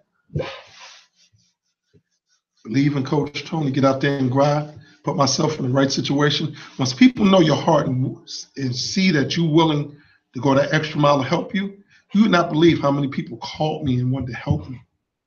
I went to my mailbox one time and got a $10,000 check from my buddy and another check from a man I didn't know. Saw me on the show Secret Millionaire. I touched his heart. He wanted to help me with these kids. Man I never met. Who does that? So somewhere along the line, I touched some people, and I'm glad I was able to touch it. Let me touch you. Let me take you to it. Now you ready? Now let me open you up right now. You ready? All right, here we go. April, is he ready? No, we're never ready. Go ahead. Okay. Let me like me. Let me open you. Let me no clowns and let me open you up. Okay. Now I want you to get ready for this one, because this was gonna be a doozy. Okay. All right. You tomorrow you getting the honorary doctorate agreement award. Right. A Glory Award. Here's the thing. Here's a scenario, and I want you to use your words. From the group home experience to tomorrow's award, somebody's going to tell your story, introduce you about what you've been through. And this person that's going to introduce you and tell your story is your mother. What would she say about her son's accomplishment from the group home all the way to this award? Oh, I hit him with that. Wow. The questions that you come up with are amazing. Well, you got to understand, if you didn't watch last time, my mother dropped out of high school as a freshman, and she moved to the city to get work because she came from the South, and she got tired of living that Southern life and people calling her the N-word. Mm-hmm. So she worked at a sweatshop and lived at a YWCA. So, okay, so now I'm trying to put his question into context. Now, you know your mother. Right. You know what she would say to you. What would your mother say about her son from the group home into this award, about what he has accomplished? Not the way Tony Branch would say it. What would she say about her baby boy? What would she say about the accomplishments right now if your mom was here? And I know that's a very emotional place that I just took you to. But what would she say? If she's introducing you for this award, she's like, my son went from a group home to touching countless numbers of people, what would she say?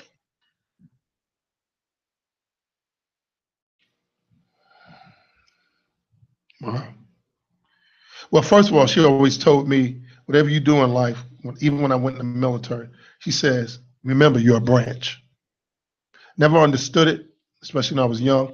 But then when I got 21, 22, I knew what she meant. No matter no matter what you do, don't ever bring shame or disgrace to the name of branch. So I'm gonna try to answer that on that line. I think she would say I did okay. None of her kids went to jail. None of her kids breaking the law. None of her kids. Speak in the third person. Speak her.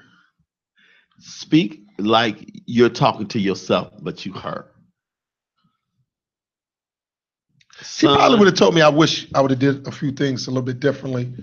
Because don't get me wrong, I made mistakes. I'm like everybody else. I'm human. I made mistakes, but I learned from the mistakes. But I would think she would be proud of me. I know she would be proud of me because I'm proud of her. She's been gone since 1984. Oh no, I'm sorry, May 24th, 1984.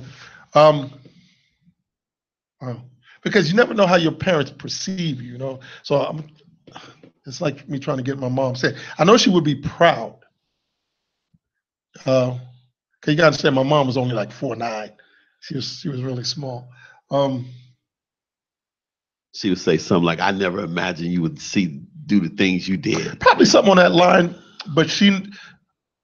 but my mother may not have had the education per se, but my mother was very educated on life in the streets of the city.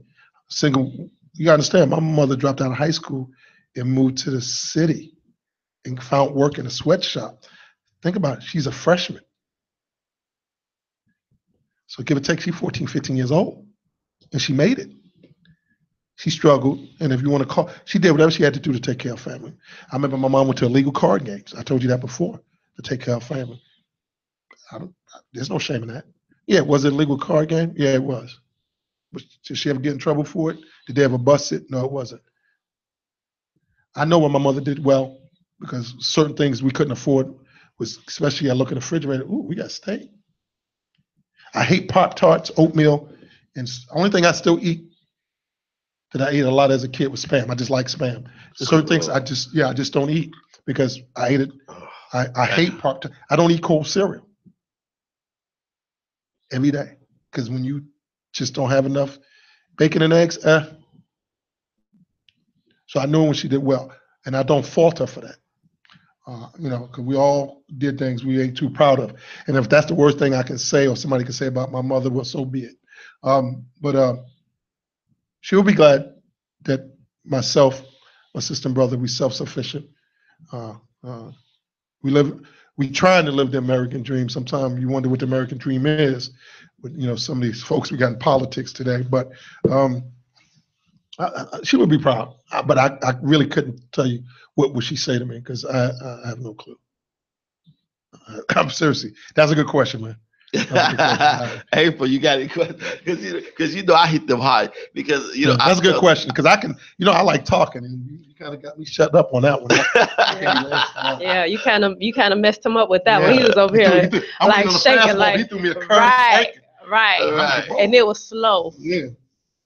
It was slow and lingering. Yeah, well, because awesome. You know why the most true answers is the most honest answers, the most answers you can't prepare for. Mm-hmm. Right. See, one thing, I don't know what the Holy Spirit is gonna give me. I don't know what the Holy Spirit is gonna give me.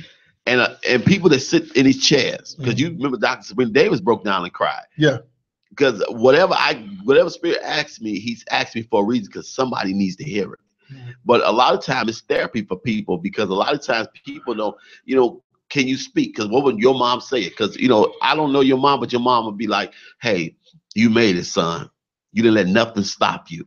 You getting an honorary doctor agreement for what you did. You've done more than I could imagine you doing. Now that you did. She probably, my mother was one of these people, she was low key, even when she was getting cheated on money. And I said, Ma, is there any reason I would look at a bill and she would pay it? I said, my mother was non-confrontational.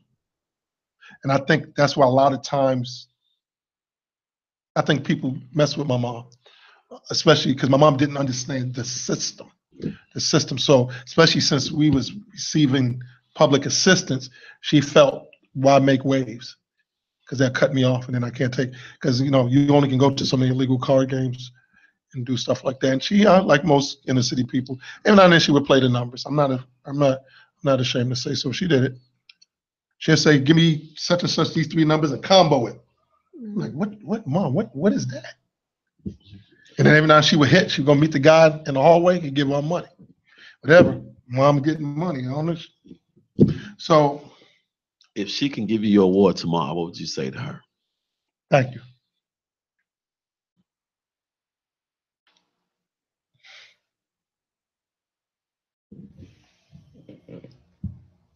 It's okay. She proud of you. She is so proud of you. And a lot of times, I knew that was a place in your life that right now, because see, here's the thing. She's going to be with us tomorrow in the award. Mm-hmm. And you've made her proud. Yes. You didn't let a group home stop you. You didn't let negative people stop you. You didn't let being impoverished stop you. You didn't let anything stop you. And you getting an honorary doctorate agreement. She is proud of you. Why you think God gave you them answers, questions to ask you this morning? Because see, you do so much for people and touch so many people, including me, that you never look back and say, wow, you know what, God, thank you. Mom, I'm doing what you said do, Mom. I'm doing it. Wow. Come on. She proud of you. Yes, you are amazing. You are awesome. Amazing man. You doing it.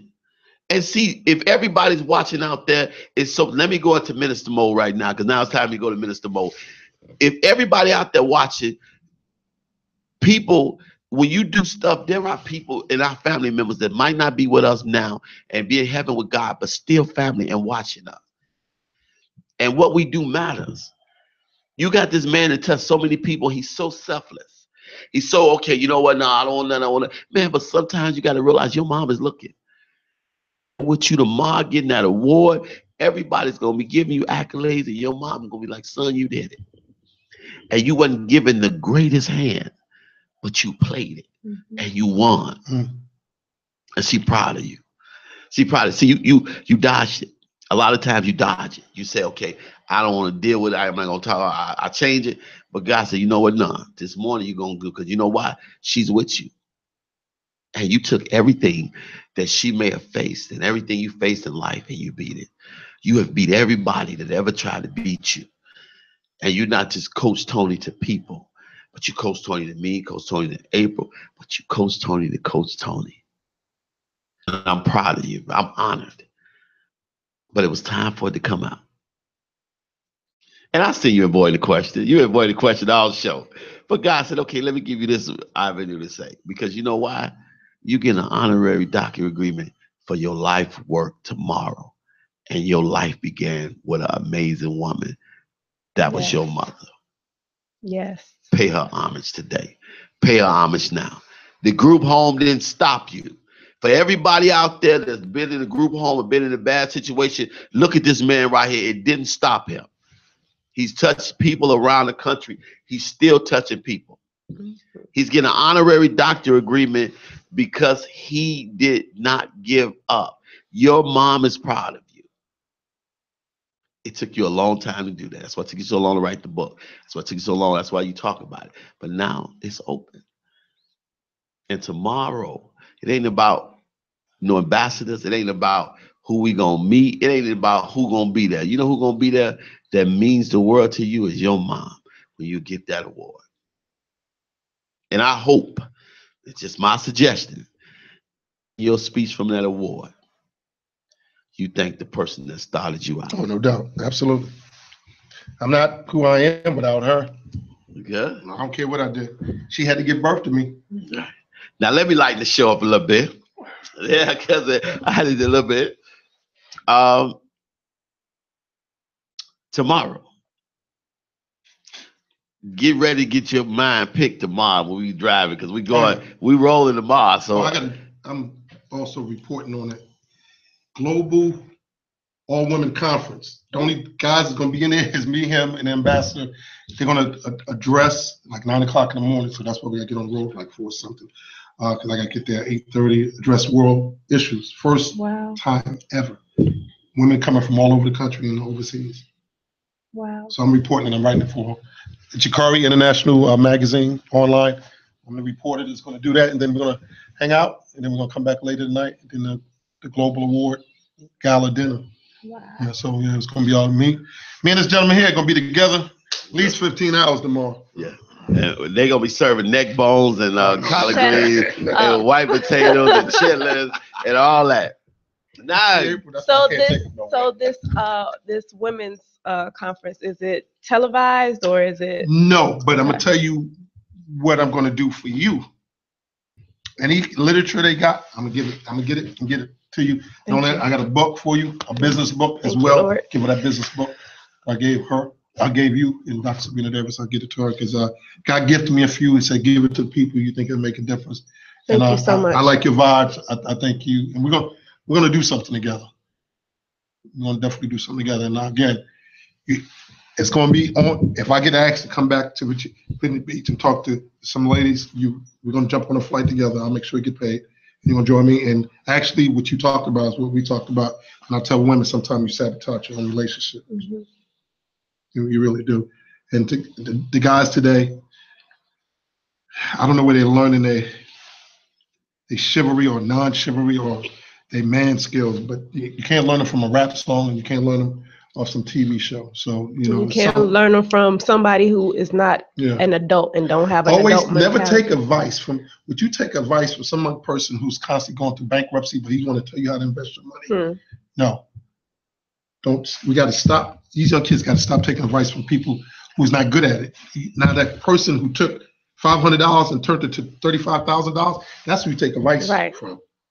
Not the other way. Correct. I always understand though, you're going to attract what you are.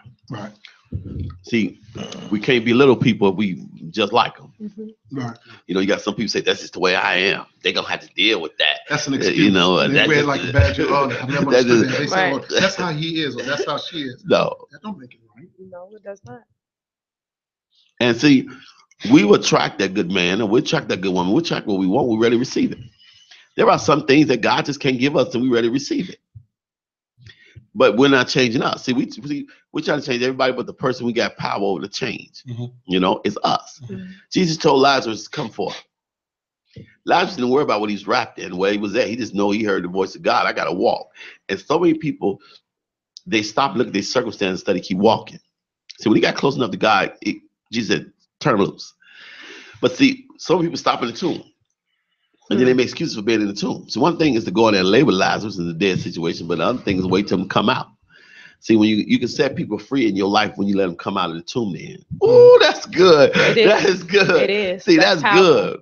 Because see, a lot of times, a lot of relations, listen, I know some of the drop dead, gorgeous, lovely, but they single, stank attitude people you ever want to. I know a girl, lady I work in the same place with, not in the same department, but is drop dead. When I tell you, she's so fine, she can make an ant turn around and be like, you know, that's fine when you got a little ant like, you know how the lady walk past, the guys be looking back, you got ants. But got the stink out of her. She got the stink. Listen, she's full of herself. I say hello. Not in a good way, like Oprah. I'm like hello. She's like, yeah, hell is low. Ooh. Hello. Wow. I'm like, oh, that's why she by herself. Right, and then she gonna say something smart because the first thing she do is, you don't get that breathing and go back. You know it's coming. You're like, I don't even want to talk no more. Right. I talk to the lady, how you doing? She be like, I'm done. Always remember this when I tell you this, and this happens a lot in the business world, so this is something, this will write it down. Most people will give you 3 to 5 minutes of their time. Most time when they ask you for a business card or something like that, if you still there after 5 minutes, they're really interested in you, and they're probably going to talk to you for a little while, or they're going to find ways, how can I get in contact with you? That's why you should always carry a business card and stuff like that, or they give you theirs. If you that person talking to somebody and you say, oh, that person just bored me, he just bored me for 20 minutes. The first 5 minutes is a given. I'm blaming you for the next 15.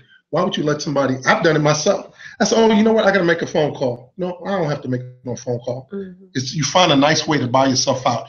It's just like going to an interview. You only got so many minutes to impress them or show them what you're worth. Always know your worth. Most people don't know their worth. Because if you don't know your worth, what will make you worthy to me? Right. Right. How are you going to help my company grow if you can't tell me what you can do? Now, don't get me wrong. I know you come in to feed your family. Every 2 weeks you're going to get a paycheck. But how are you going to make my stock go up, and how can I satisfy my shareholders? If you're just there drawing a check, but you can't help me grow the company, guess what? I don't need you. You overhead to me. Certain overhead we got to live with. Rent, lights, electricity, phone, insurance of the employees, you got to live with that. But I don't need to pay you $40,000 a year, and you can't do nothing for me. You just drawing a check for me every 2. No. You can't give me no more than my 12-year-old niece can give me. If you can't give me no more than that, why am I paying you $40,000 a year? That's the biggest mistake. People tell you, well, I can do this for your company. And I used to be in the HR process in my division at U.S. Steel right here in Gary Work. Sit there, and one time I had to stop the individual. So when you first come through the door, I'm looking at you, seeing what you're wearing. And of course, to me, just like women, I look at your shoes, see if they run over. Because your shoes and how you dress says a lot about you. Then I'm going to see, just the basic questions. And then I ask the person, and this is just a true story, I ain't dropping no names because I want to be sued.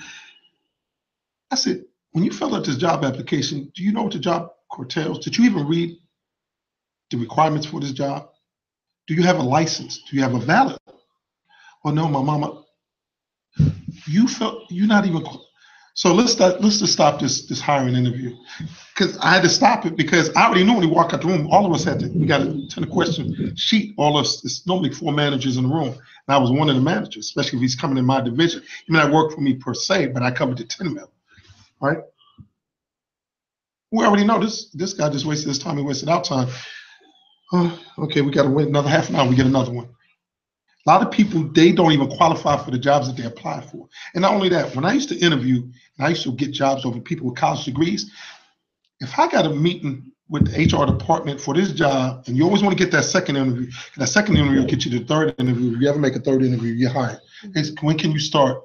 And bring your bank stuff so you can set your payment and allotment up. Because I will always read about the company online, find out who the president is, find out what they last quarter stock, how they stock did. When you're interviewing me, I was interviewing them. And the guy said, you know what? We had the guys from Michigan State, Purdue, Cal, and stuff like that. We gave you the job at the high school diploma. He said, I ain't never been asked a question like that before. I got a job because I was the only one. When most people's, and you've been through the process, they always say, do you have anything to say? Most people say no. I said, you know what? I saw last quarterly earnings. Y'all did such and such, and I see the CEO does stuff like that. The guy kind of looked at me like, matter of fact, yeah, we did. Like, I let him in on some information. He said, man, you read about us. I said, why wouldn't I? I want to work here, right? Walked in that job, started making $66,000 with bonus. Nice. I got a high school diploma. Listen. Yeah. Wow. Why wouldn't you want to know about the company you want to work for? Because they see the value in me to help. So now it was easy for them to say, well, you know, we'll pay him $66,000 plus bonus in overtime. So I was always be an asset. Don't be a burden. Watch this. If your boyfriend wasn't helping you do something, you gotta cut that zero. What they say, cut that zero, get with the zero. You gotta cut him. He's bringing you down. He's not lifting you up. Same thing with a company. If you can't help the company do what they need to do, to hit their quarterly numbers and make their stock and satisfy the stockholders, what do I mean? That's bad, man. Why did I hire you again? Stupid me. I must have bumped my head. Guess what? Clean out your dish. Because remember, your first 6 months anyway, you're probationary. Clean out your desk, pick up your last paycheck. Wow. You always want to make sure when you start a new job, either after 6 months, you want to make sure at the 7th month, when you swipe in, oh, damn it, the door still opens up. I guess I can still work here. 6 months turn into a year, year turn to 3 years, 7 years turn to 7, 7 turn to 20. If you got the years time, you can retire, or you can go to 30 and you retire. At the end of the day, you want to make sure you get to a point where you retire. So when you sit back, guess what? We the only people, I'm talking about us, not racial, but I'm gonna keep it one. I can only talk about people that look like me because I lived it and I'm a part of it. We the only people that go south and say we're taking a vacation, but we living in our cousin's house. Where Caucasian or people who work, they go to Florida, they go stay at hotels. Why am I on Aunt Bertha's house, staying in her spare bedroom? The air conditioner work. I'm hot. We don't live the American dream. But other people can come to this country and do. Well, we don't live the American dream. We claim to be Americans. We don't live the American dream. Right. Most people go on vacation and sit right at home. Oh, no. If you got little kids, or you know what? My wife always wanted to go to Paris, or guess what? She always wanted to go to Cancun. Now, Mexico, we playing it right? That's inexpensive. But you sit home and complain about everything. Oh, but you'll go put $4,000 worth of 22s on your car. To impress who? Women don't care about cars. You're doing that to impress other dudes. I tell people that all the time. Why? Girls don't care about. Girl only knows the car clean. Will it get me from A to B or A to Z? You're doing that try to front in front of your boys. That's something I still don't understand. Girls don't care how many pair of Air Jordans you got. I don't think she want to know you look clean, you smell good, and when we going to dinner today, that's what her concern is. Or I'm spending my quality time with my boo or my man. That's why there's a lot of good women out there, because I got a problem. Don't get me wrong, the guys who play Xbox and stuff, I don't even play games. I couldn't even, if you put Madden in front of me, I don't got time for that. To me, that's a waste of time. But some guys do that. That's the way they want to relax. I relax by getting up early in the morning, reading books, or just trying to write poetry or something like that, or just watching the news. You would rather hang out with your boys and play Xbox for 4 or 5 hours. You got the little prettiest thing sitting over there by herself, and you want to know why she had left you. Let me help you out, bro. You ain't figured it out yet? You spend more times with your boys and then the Xbox, and you holding the Xbox controller more than you holding your girl hand. You know that guy that she really wasn't interested in, but now he's kind of starting to look like Denzel, because you're no longer the apple of her eye. He is. He's got time for her. Then you want to run, I can't believe my girl left me for him. He may not even look as good as you. He may not have the stuff you have. But when him got quality time for her. No. Let me take you to a group home now. You're in front of a bunch of kids right now. Right. And they say to you, Coach Branch, you see our situation.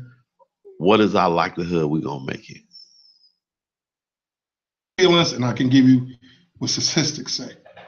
Statistics would say probably, it's easy to round it off to 10. Probably 50% of them is not going to make it. Now, that's the system statistics. Probably going to be back in the system, whether it's in prison, or they're going to be back in somebody's system. You know, us taxpayers going to be. So what are you doing with the other 50%? You just hope that they find their way. You know, like we was talking about the first time I was here, you navigate through the minefields and you find your way. Now, that's what statistics say, is if you give them, show them the formula. Remember I told you how to bake a cake? I can never bake a cake, but if you give me your recipe and I follow it to the T, it may not taste as good as yours yet. But if I keep following April's recipe, my pound cake tastes just as good as hers. Once you teach them the recipe and they have no problem following it, they're going to be successful. Because if the recipe worked for you, and it worked for me, and it worked for you, why wouldn't it work for them? Nobody ever showed them the recipe. Somebody just said, poof, you're a young black man, now go find your way. Huh? Didn't have a father at home, didn't have no positive role model. Always remember, somebody's watching you. No kid on the street, she's watching you. Remember I told you, God is God 24/7. He's watching you all day long. Always assume that somebody's watching you. So if you're not willing, if you can't do it in front of your mother, your wife, or your grandmother. I always like throwing grandmothers in there. If you can't do it in front of your grandmother, don't do it. Now, if it's something you can do in front of your mother, your wife, your grandmother, knock yourself out, do it until you can't do it. Well, Michael Jackson say, don't stop till you get it. Do it till you can't do it no more, because obviously it's something good. Because if nothing else, even the hardened criminal got love for his grandmother. Okay? If you can't do it in front of your grandmother, just don't do it. Just show them the menu. Just show them the recipe. They would do it. We expect these kids to find their way. It ain't going to happen. They're going to find their way right to Cook County Jail. Because you leave it to them, the street's going to eat them up. And we know that. We come from the streets, and you like me, you still got your ear to the street. You're trying to help people get off the streets. It's sad that these jails are so full, and the colleges are really not that full. I'd rather pick them up from college than picking them up from jail. Now, let's talk to the adults. Okay. They use growing up in a group home as an excuse. You know, Tony, man, I'm on drugs, or I'm on this, man, or I'm out here because nobody gave a damn about me, man. Nobody cared about me. They just threw me away like I wasn't nothing. So society don't give a damn about me. I'm out here, man. You don't know. I grew up in a group home, man. I was in the system. So, you know, you look at you, how you live. Look how successful you is. You don't know about what I'm going through, man. Okay, first of all, they say society gave up on me. Watch this. Who is society? You and I. So if you and I are society, so is they. So the first one that should care about them is them. Even a rat knows to get off a sinking ship. Now, I can support you all day long, but once I realize you ain't trying to do nothing, I got to come off you. Watch this. You ain't doing nothing, but April's doing something. You know what Jay-Z say? Oh, on to the next one, on to the next one. I'm going to put my support and everything right here. Because why am I keep throwing good money after bad? Why am I wasting my time? Remember, I can buy more stuff. We are an hour plus something older than we were before we walked in here. I can't get back that time. So if I'm not going to waste it. So I might as well use it the most productive way I can. So if it's not you, it's going to be her. If it's not her, it's going to be him. And if it's not him, it's going to be her. That in my speech, most inner city people or people who listen to R&B know white America don't understand the hook, the joke when I say Jay-Z on to the next one. I say when they ask me when I would get off stage, I said, that's a song. And then I would have to go to YouTube, let them listen to it. I said, forget about all that synthesizers. What is he saying? On to the next one. Oh, things ain't working right here. Why are we staying here? I got to move forward, right? On to the next one. Why can't you be next? Why can't I be next? People got to stop saying, and I said this, and it was funny because you can, also in the newspaper, and Michael Jackson's mom thing in 2013, we got to stop waiting for America, the government, to help us. They're not coming to the inner city of Chicago. They're not coming to downtown Gary. They got bigger fish to fry, especially they got other things they got to worry about. So guess what? Who's going to fix our problems? We are. But you got to be willing to fix it. But to willing to fix it, you got to sacrifice. What are you willing to sacrifice? They'd be the first one to ask for help. But when they have a chance to help somebody, hey man, you think you can throw $5 in here so we want to help this kid go to college? Man, I don't got it. Got a pocket full of money. He got a $300 pair of shoes on. He's driving. Dude, you spend more than $5 on a pack of cigarettes. I'm saying, yo, and I've seen that. Count me in for 20, something like that. And I've seen these. One of my now ex-friends sat there when I was in LA because I gave this Mexican guy some money. He said, if he wanted to get some money, he wanted a job. Remember I told you situation. This guy, he didn't grow up and say, I want to be a bum. Bankruptcy, divorce, substance abuse. When I never looked at my friend the same. Never. And we're not even friends no more. He thought his shit didn't stink. But he's the same one who would ask for help and get help from other people. When his chances, I say, man, dude, you got loose change in your pocket. We all got loose change in our pocket. You can't give him no paper money. He looked at this Mexican kid, and I was at the LAX Westin near Los Angeles airport. I was at an event, and I brought him along. My friend gave him a $2,000 ticket for free because I asked him to. You just got blessed. You told me you can't get this guy $2,000-$3,000 change because I gave him everything I had. Well, he's just going to spend it on alcohol. How you know? Better yet, if you don't believe me, let's go up the street. Let's go get him a hamburger. Guy said he didn't eat. Now, I've done that before. I was in Kalamazoo, Michigan. I was at the air show in my flight suit. I went and bought this guy something to eat. You never know what people's going through. Only one can judge is him.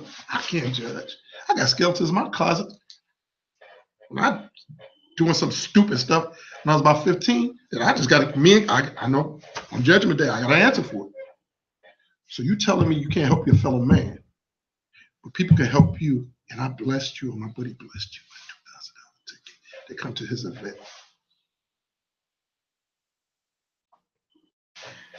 It all starts right here, man. It all starts right here, and then you gotta put thought into action. You know, that's so powerful because I tell people all the time, you got to be careful because the Bible says the angels among us. That might be the angels that got a vouch for you in heaven. Mm-hmm. You're right. And you never know. This guy, that may be the difference for him turning his life around. It was a true story, and I hope it pops back in my head. Some guy did something for some kid. Turned out to become a big NBA star. The guy, when he finally made it, he found the guy to help him out and brought him home. Wow. But someone, or his God or something told him, I'm going to help this kid. I'm going to help this kid. He could have turned his back on him like everybody else did. This kid family even turned his back on him. Look at Shaq's real daddy. Came around when Shaq made it big, right? Mm-hmm. When his stepdaddy raised him. Shaq gave him some money and told him to never come back. How you turn your back on your own blood, flesh and blood? Sometimes you just got to cut people loose. But like I said, I'm going to keep this. And you see, I highlighted some stuff.